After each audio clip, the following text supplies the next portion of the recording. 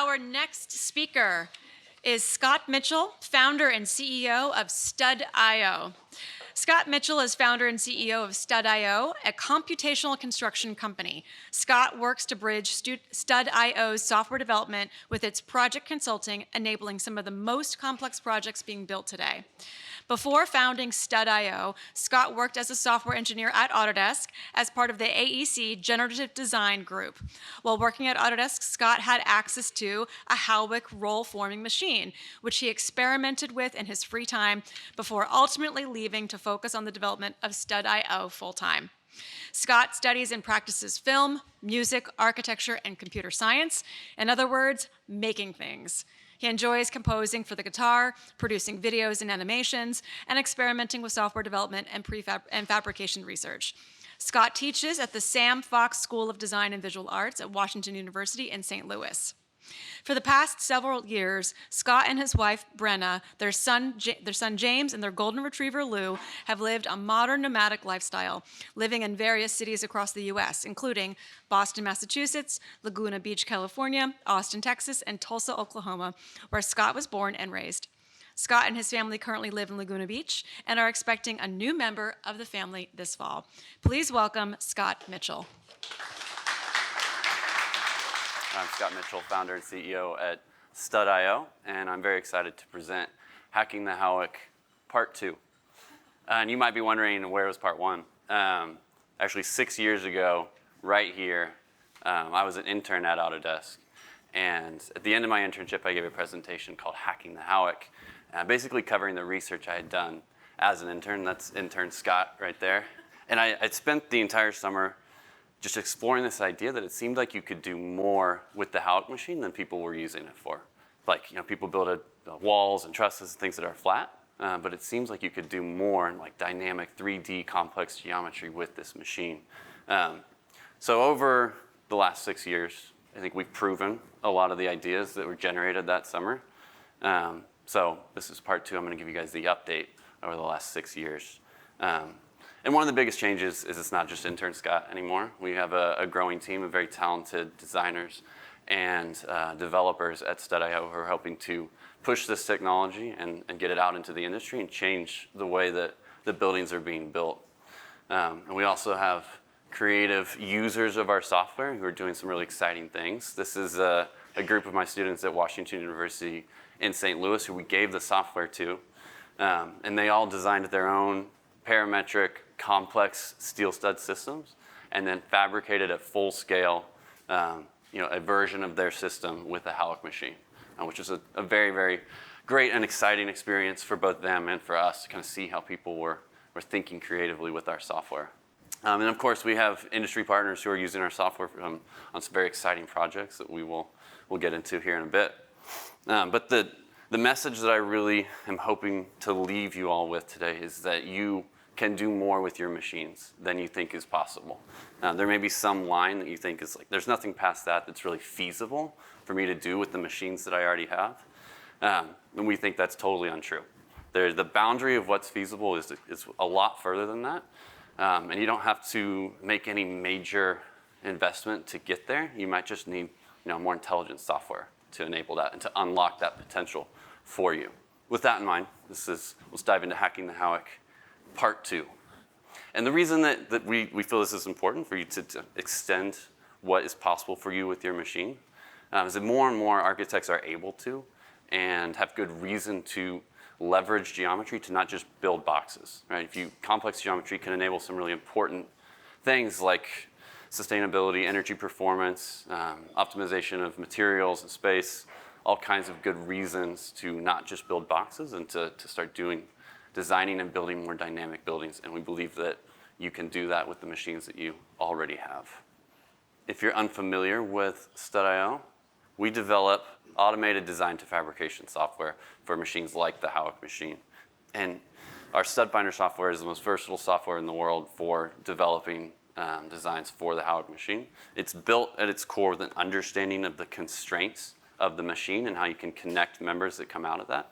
So anything that you can imagine within the realm of what's physically possible with the machine, you can design and build at scale with our Stud Finder software. So it's extremely versatile in that regard. Automates the design architectural model to fabrication process, as well as the assembly and installation of these things. And it's also versatile in that it's platform agnostic.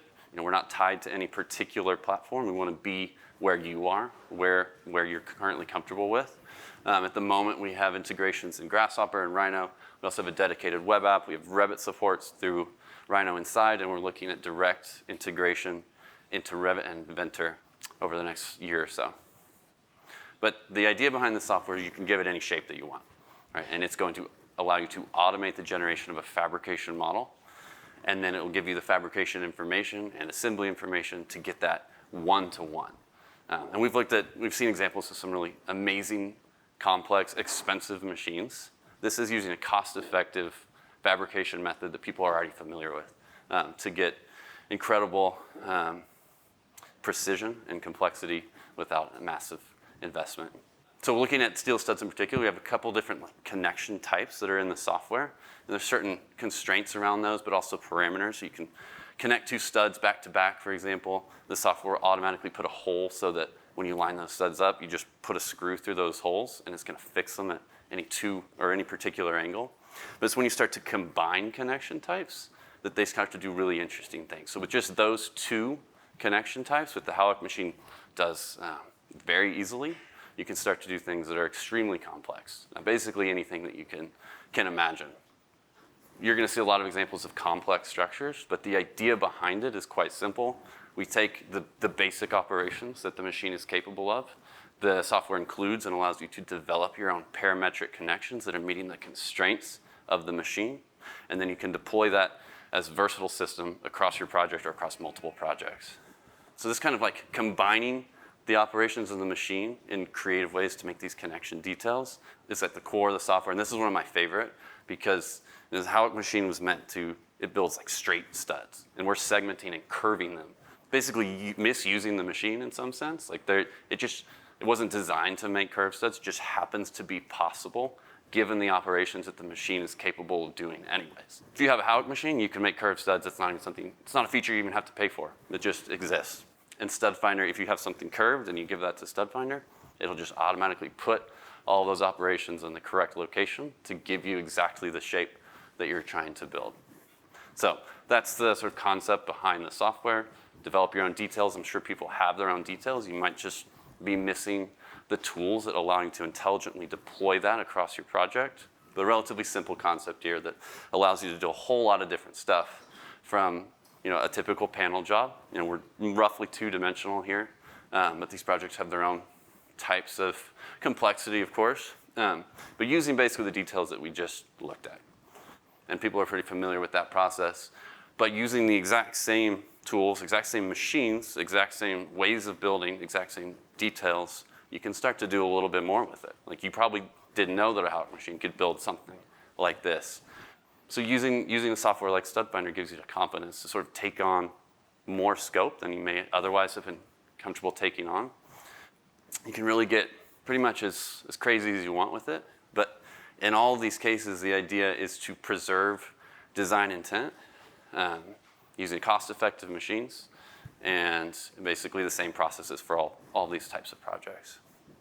So I want to dive into a case study. This is the Fontainebleau Casino and Resort in Las Vegas. This is the entryway. It's the porte cochere sort of on the strip as you can drive into the hotel. And this is what it looked like about a month and a half, 2 months ago. I think it's pretty much finished at this point. But this whole thing is being driven by Stud Finder. So every single stud, every single connection, it's the connections that we just talked about. Every single screw hole, all that stuff is being driven by Stud Finder, fabrication and assembly and install of all these panels. So before we get into those details, just a little bit of information about the project. It is big. It's 500 feet from end to end, 100,000 square feet of finish, and 436 individual modules, each of them like 10 feet long, 6 or 7 feet tall, and all of them unique. So all of them a slightly different shape, if not a radically different shape. So let's dive into the modules a little bit. There are 98 knuckle modules, which are the more complex ones. That's where two or three or more of the beams are kind of intersecting each other. So you have to deal with the complexity that arises there. There are 16 legs, which are these large modules where it meets the ground. And there are 322 infill panels, which are the rest of them, which are the simplest ones relatively, but all of them, again, at least a slightly different shape from its neighbor. So let's look at those first. So as a builder, you look at that and you might want it to just be a box, right? Because that's easy to build. It's easy to put those frames together. But as an owner or a designer, you want it to be a little bit more dynamic. And if you take a traditional approach to this, where you just build each side and then try to put them together, you don't really have a good strategy for that. But StudFinder is going to allow you to deploy the details that you need in order to get accuracy for free and automatically. So that segmented stud detail that we looked at, the handshake detail that we looked at, all of the faces of the modules connect together with pre-punched holes. So this gives you a system that adapts to whatever geometry you throw at it. Not just the sides of this get fabricated and built accurately, the entire 3D object comes together in a way that's basically foolproof, regardless of the geometry. No need for a tape measure, no need for a jig, no need for a protractor, nothing like that. And we don't stop at fabrication. So StudFinder allows you to automate the assembly information, in this case drawings, for your projects. So this is a subsample of some of the drawings from Fontainebleau. You can see we're basically adding everything we can into the software to make it feel like it felt like putting a set of Legos together, including color coding the drawings with the frames that are heading out to site. These get put together in the shop. They show up on site, grab the red and the blue panel, put them together, find the holes that align, that are already punched on there. It gets built around the structural steel that was already on site, and it's exactly like the digital model, exactly like the architect's model. So in the background there, you can see that's where the knuckle modules are. That's where you have one beam meeting another. So these are the more complex modules, and they work relatively similarly, but there's obviously some additional complexity where the different segments are intersecting. But StudFinder automates that. So you just set up the system, throw whatever geometry you need to at it, and it's going to automate the fabrication and assembly logic for the module. So it doesn't matter if your information is changing across the project. You have each one is an assembly that breaks up into pieces, that breaks up into frames. And as the geometry changes across the project, or let's say the geometry happened to change halfway through the project, the system just adapts to that, and your whole process is automated. So here's kind of the proof in the pudding. This actually happened.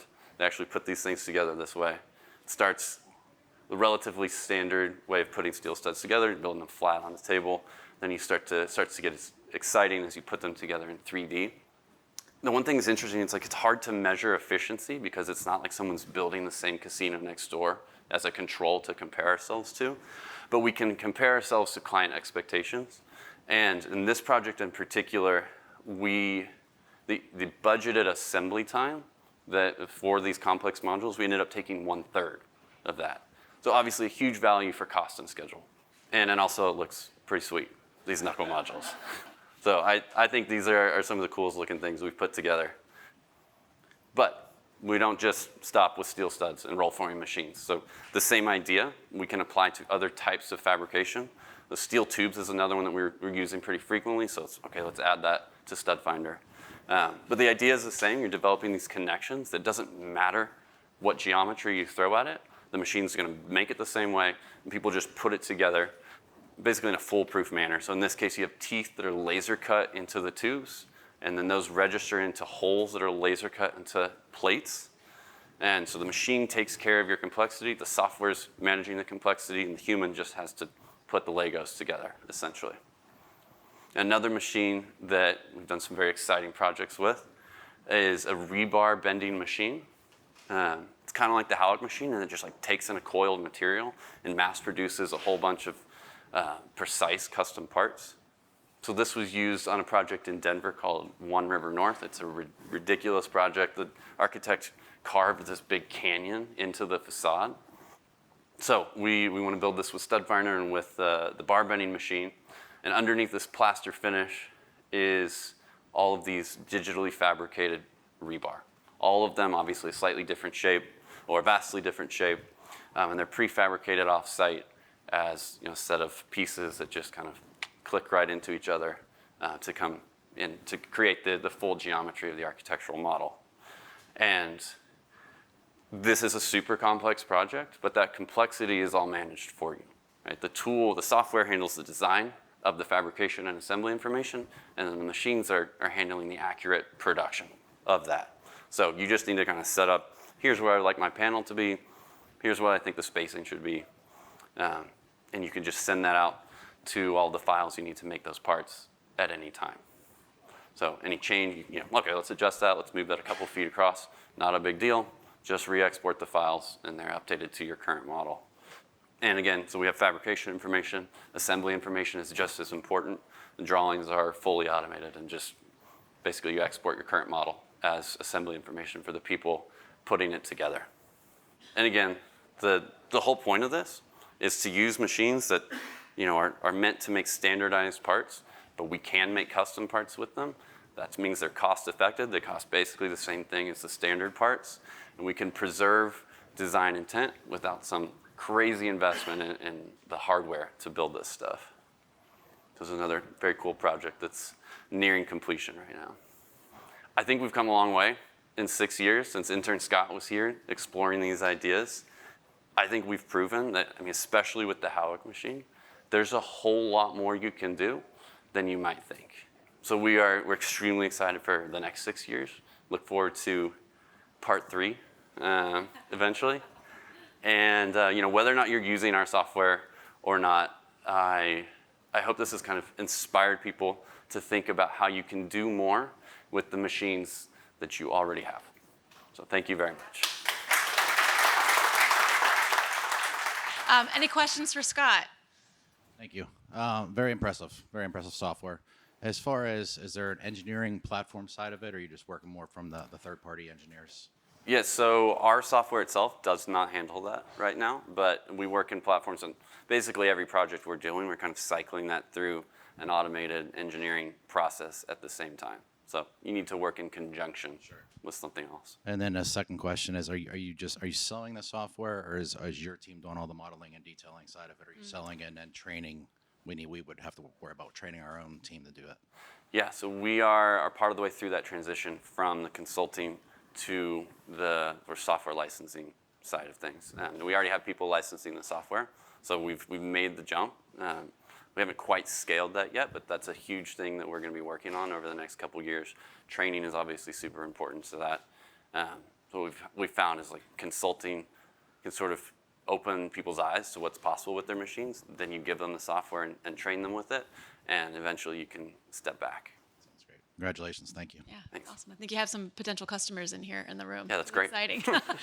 Another question? Oh, go ahead. Yeah. Since I took the mic from him, are you finding that you're usually getting involved on the GC side or the design team side, or both? So we are, for the most part, from the contractor side.